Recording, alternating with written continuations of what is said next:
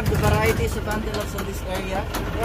So first, let's go to the zebra. So lahat na siya ng family, horse family na siya. Dayon, black skin with white stripes. And their body patterns is not the same, just like our finger face, unique. And the good news is they already have the baby. So natay Filipina citizen zebra, si Mary. Kanang gamay. And the bad news is, wala mi kaila sa iyang papa, pero inosente gid mi anak, ma'am. Pero nalay gidudahan. Ang driver ko na siya. Then, next kaning na white siyang face. So, mo pa na ang antelope nga blessback. So, ang blessback is the kind of antelope nga kaya makasurvive without shading area. Because ang white markings were going to block the heat and sometimes i-release. And this was the promoter of the glutathione Glutamax SPF 60.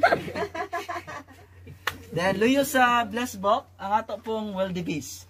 So, wildebeest, known na siya sa movie nga Lion King, sa Stampede. So, sila to sir, ma'am, sa pinakapatay ni King Mufasa. Then, that's why they migrate here in Philippines because they made a crime in Africa. So, clown of the savannah po ni siya. Not kay kamao siya mahimog joke, pero na siya unusual behavior yun. Like, during mating season, ang lalaki mag-perform of dance para ma-attract ang female. So, sayawan sa niya ang babae o sa sila mag-mate. So, opposite sa... Mana sir, kanang gamay sir. Then, on that side, dito sa unahan, impala to siya. Mura siya si Bambi. Kung lalaki, bambu. Mura siya, Bambi. So, mura siya si Bambi, pero dili. So, impala ang tawag ng antelope. So, impala is the smallest, pero sila ang pinakakusog madagan by the help of their sexy legs. So, they can just run 90 kilometers per hour easily. Yes, sir. Then, hapon di ko ang ngalan sa sakinan nga Chevrolet Impala. And lastly, we have the Oryx gazelle on that side. So, by the way, that is the national animal in Qatar.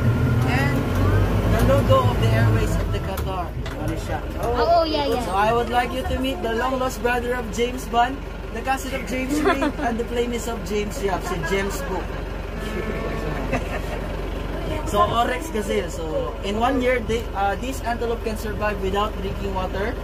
Kaya, with a bit of moisture, makasurvive din na sila. So, that's why nasa sa Philippines, kaya walay tubig ang Qatar. So, sa ilang family, mas taas og sungay ang mga babae compared sa mga lalaki. Mas sungayan ang babae. Then, do you believe in forever? So, like forever bird. Kami siya. So, national bird sa Africa, Gabon, Uganda place. Then, this bird is monogamous, meaning they only have one partner in their lifetime. Oh, forever. Sana all. Sana all. Sana all day, sana all bird. Nothing has a vlog. So, thank you so much everyone for listening. And that will be the end of our Africa Savannah Tour. So, for your next stop, going down left is crocodile area, walking distance. Dinapo na taga sa City Hall.